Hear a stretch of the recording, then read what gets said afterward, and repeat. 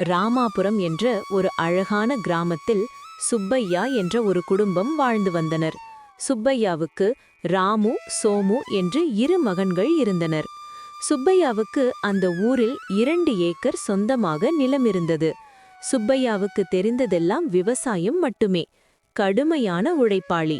ஆனால் அவருடைய மகன் இருவரும் சரியான வாழைப்பழ சோம்பேறிகள்.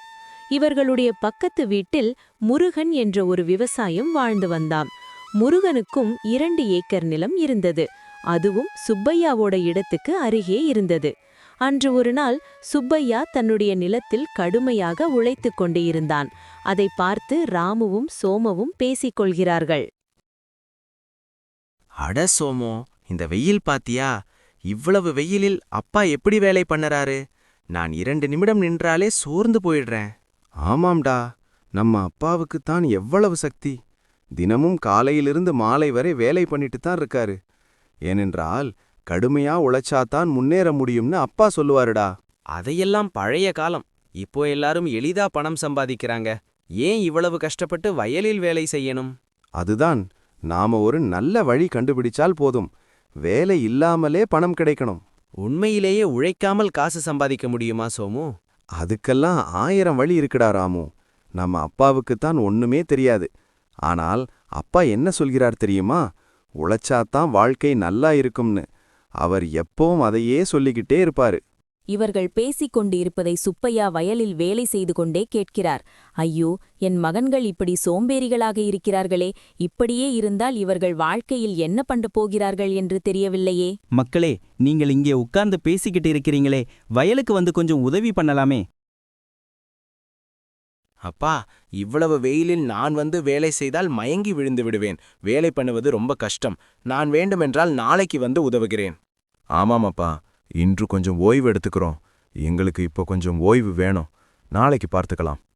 மகன்களின் சோம்பேறித்தனத்தை பார்த்து சுப்பையா மிகவும் கவலைப்பட்டார். அவர்களுக்கு உழைப்பின் மதிப்பு புரிய ஒரு நல்ல பாடம் கற்பிக்க வேண்டும் என்று அவர் முடிவு செய்தார். அந்த நேரத்தில் தூரத்தில் ஒரு சத்தம். இவர்களின் பக்கத்து வீட்டுக்காரரான முருகன் வேகமாக ஓடி வருகிறான். சுப்பையா, சுப்பையா! என்னாச்சு முருகா? எதனா பிரச்சனையா? ஏன் இவ்வளவு வேகமாக ஓடி வருகிறாய்? பிரச்சனையா? அதெல்லாம் எதுவும் இல்ல. நான் எப்பவும் போல இன்று அதிகாலை என்னுடைய நிலத்தில் வேலை செய்து கொண்டிருந்தேன். திடீரென்று மம்முட்டி ஒரு இடத்தில் சிக்கியது. என்னவென்று தோண்டி பார்த்தால் தங்கப் புதையல். எனக்கு தலையும் புரியல, காலம் புரியல. எனக்கு ரொம்ப சந்தோஷமா இருக்கு. நான் பட்ட கஷ்டத்துக்கெல்லாம் எனக்கு ஒரு பெரிய பரிசு கிடைச்சிருச்சு. என்ன முருகா சொல்கிறாய்? தங்க புதையலா? நீ உண்மையைதான் சொல்கிறாயா, இல்லையென்றால் ஏதாவது கனவு கண்டு உளறுகிறாயா? உண்மைதான். நம்பவில்லை என்றால் வாருங்கள், காட்டுகிறேன். அப்படின்னு சொல்லி முருகன், சுப்பையா, சுப்பையாவின் மகன்கள் அனைவரும் சென்று பார்க்கிறார்கள். அங்கு முருகன் சொல்லது போல் தங்க புதையல் இருக்கிறது. அதை பார்த்து ராமு, சோமு இருவரும் வாயை பிளந்து விட்டார்கள். ஏனென்றால் அவர்கள் வாழ்க்கையில் இவ்வளவு தங்க நாணயங்களை பார்த்ததில்லை. மறுநாள் காலையில் ராமும் சோமும் பேசிக்கொள்கிறார்கள். முருகனுக்கு கிடைத்த பொக்கிஷத்தை பார்த்து அவர்களுடைய வயிற்றெரிச்சலை கொட்டுகிறார்கள். இந்த முருகமாமா எவ்வளவு அதிர்ஷ்டம் பண்ணிருக்காருன்னு பாரேன். சாப்பாட்டுக்கே கஷ்டப்பட்டிருந்த அவரு இப்போ தங்க மழையிலே நினைக்கிறாரு. அவரை மாதிரி நமக்கும் கிடைச்சிருந்தா எவ்வளோ நல்லா இருந்திருக்கும். அதை வச்சு பெரிய வீடு, நிறைய சொத்தெல்லாம் வாங்கி நம்ம வாழ்க்கையே மாறியிருக்கோம். அதுக்கப்புறம் நம்ம வாழ்க்கையில உழைக்கணும்னு அவசியமே இருக்காது. ஆனா நமக்கு தான் கொடுத்து வைக்கல. இதை கேட்டுக்கொண்டிருந்த சுப்பையா எப்படி இவர்களுக்கு உழைப்பின் மதிப்பு புரிய வைப்பது என்று அவர் யோசித்தார். சிறிது நேரம் ஆழமாக சிந்தித்த பிறகு அவருக்கு ஒரு நல்ல யோசனை தோன்றியது. என் மகன்களுக்கு உழைப்பின் மதிப்பு தெரிய வேண்டும். அவர்களே உழைத்து அதன் பலனை காண வேண்டும். அதற்காக ஒரு நல்ல திட்டம் செய்யணும். என் ஆசை மகன்களே, கொஞ்சம் இங்கே வாங்க. நான் ஒரு முக்கியமான விஷயம் சொல்லணும். என்னாப்பா, இன்று வேலைக்கு வயலுக்கு வர வேண்டாமா? அது சொல்றதுக்கு தானே அழைத்தீர்கள். இவன் திருந்தவே மாட்டான் போலையே. அந்த மாதிரிலாம் ஒன்றுமில்லை மகனே. இது ரொம்பவும் முக்கியமான ஒரு விஷயம். என்னவென்று சொல்லுங்கள் அப்பா. எனக்கு ஆர்வம் தாங்கவில்லை. சீக்கிரம் சொல்லுங்கள். ஏதாவது நல்ல செய்தி இருக்கிறதா? நம்ம பக்கத்து வீட்ல இருக்கிற முருகனுக்கு பொக்கிஷம் கிடைத்தது இல்ல? அதுவும் நம்முடைய இடம்தான்பா. என்னுடைய அப்பாதான் அவருடைய அப்பாவுக்கு அந்த இடத்தை விற்றார். அவனுக்கு பொக்கிஷம் கிடைத்த இடம் நம்மளோட வயலுக்கு பக்கத்தில்தான் இருந்தது. அப்போ நம்மளுடைய வயலிலும் பொக்கிஷம் புதைக்கப்பட்டிருக்கிறது. என்னப்பா, உண்மையாவா சொல்றீங்க? அப்போ நமக்கும் தங்க காசுகள் கிடைக்குமா? இந்த நல்ல விஷயத்தை ஏன் இவ்வளவு தாமதமாக சொல்கிறீர்கள்? வாங்கள், உடனே போய் தோண்டுவோம். புதையல் என்று சொன்னவுடன் உனக்குள் வரும் ஆர்வத்தை பார்த்தாயா? பொறுமகனே, இன்று பொழுதாய்விட்டது. நாளை காலை விடிந்தவுடனே நம் அனைவரும் போவோம். அப்பா, என்னால் ஆர்வத்தை கட்டுப்படுத்தவே முடியவில்லை. நீங்க சரின்னு சொன்னா நான் இப்பவே போய் தோண்டுவேன். ஆனால் அப்பா, அது எங்கே புதைக்கப்பட்டிருக்கிறது? ஆனால் அது நான் எங்கு என்று சரியாக தெரியவில்லை. நீங்கள் வயலை முழுவதும் தோண்டினால் கண்டுபிடிக்கலாம். தங்க புதையலுக்காக இதை கூட நீங்க பண்ண மாட்டீர்களா? அதெல்லாம் ஒரு பிரச்சனையும் இல்லப்பா. நான் நம்மளுடைய வயல் முழுவதுமே தோண்டுகிறேன். எனக்கு புதையல் கிடைத்தால் போதும். அப்போ நம்முடைய வாழ்க்கை மாறப்போகிறது. ஆமா மகனே, நீங்கள் முயற்சி பண்ணுங்கள். உழைத்தால் அந்த பொக்கிஷம் கண்டிப்பாக கிடைக்கும். அன்று இரவு ராமுக்கும் சோமுக்கும் தூக்கமே வரவில்லை. அவர்களுடைய மனதில் ஓடிக்கொண்டிருந்ததெல்லாம் எப்பொழுது அந்த பொக்கிஷம் நம் கையில் கிடைக்கும், நம்ம வாழ்க்கை மாறப்போகிறது என்று கற்பனையில் மிதந்தனர். ஆனால் அவர்களுக்கு பொக்கிஷம் கிடைத்ததா இல்லையா, அவருடைய அப்பா கூறியது உண்மையா பொய்யா என்பதனை காலம்தான் பதில் சொல்லும். மறுநாள் காலையில் ராமுவும் சோமுவும் கோழி கூவுவதற்கு முன்பே பொக்கிஷத்தை தேடுவதற்கு வயலுக்குச் சென்றனர். ராமு, நான் இந்த பக்கம் தேடி பார்க்கறேன். நீ போய் அந்த பக்கம் தேடி பாரு. உனக்கு ஏதாவது தென்பட்டா என்ன கூப்பிடு.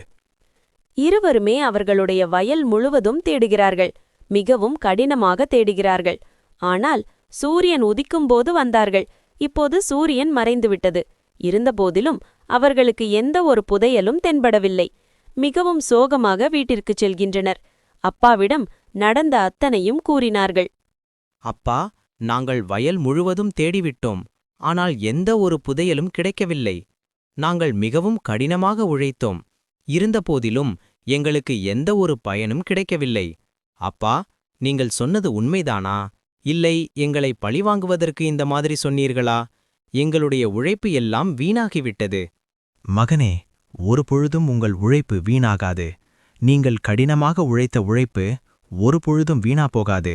இன்றைக்கு வேண்டுமென்றால் உங்களுக்கு பொக்கிஷம் கிடைக்காமல் இருக்கலாம். ஆனால் உங்களுடைய உழைப்பிற்கான ஊதியம் உங்களுக்கு கிடைத்தே தீரும். பொறுமையுடன் இருங்கள். சுப்பையா சொன்ன எதுவுமே ராமுக்கும் சோமுக்கும் விளங்கவில்லை. அவர்கள் மிகவும் சோகமுடன் இருந்தனர். ஆனால் அன்று இரவு வானத்தில் இடியுடன் கூடிய கனமழை பெய்ய ஆரம்பித்தது. மழை விடாமல் 2-3 நாட்களுக்கு தொடர்ந்து பெய்தது. சில நாட்களுக்குப் பிறகு சுப்பையா ராமுவையும் சோமுவையும் வயலுக்கு கூட்டிச் சென்றார். அங்கு வயல்கள் முழுவதும் பச்சை பசேல் என்று பழங்கள், காய்கறிகள் பூத்து குலுங்கினர். அதை பார்த்தவுடன் ராமுவும் சோமுவும் வாயை பிளந்து நின்றனர். அப்பொழுது சுப்பையா கூறினார், மகனே, நான் சொன்னேன் அல்லவா, நம் வயலில் பொக்கிஷம் இருக்கிறது என்று. இதோ பாருங்கள், நான் சொன்ன அந்த பொக்கிஷத்தை. ஆமாம் அப்பா, எங்களை மன்னித்து விடுங்கள். இத்தனை நாட்களாக சோம்பேறியாகவே இருந்துவிட்டோம். ஆனால் இன்று ஒன்றை புரிந்து கொண்டோம். உழைத்தால்தான் பொக்கிஷம் கிடைக்கும் என்று. எங்களுடைய உழைப்பிற்கான ஊதியம்தான் இது. இனிமேல் நாங்கள் தினமும் உழைப்போம். உழைத்து கிடைக்கும் பொக்கிஷமே என்றும் நிலைக்கும். இத்தனை நாளாக நாங்கள் நினைத்ததை தவறு என்று உணர்த்திவிட்டீர்கள். எங்களை மன்னித்து விடுங்கள் அப்பா. ராமுக்கும் சோமுக்கும் அவருடைய அப்பா உழைப்பின் மகிமையை உணர்த்திவிட்டார். ஆதலால் நம் அனைவரும் கடுமையாக உழைத்தால் நமக்கான பொக்கிஷம் இன்று இல்லை என்றாலும் ஒரு நாள் நம் கையை வந்து சேரும். நம்பிக்கையுடன் இருங்கள். இந்த கதை உங்களுக்கு பிடிச்சிருந்தா லைக் பண்ணிக்கோங்க. இந்த மாதிரி நிறைய கதைகள் பார்க்கறதுக்கு சப்ஸ்கிரைப் பண்ணிக்கோங்க. அடுத்த கதையில பாப்போம்.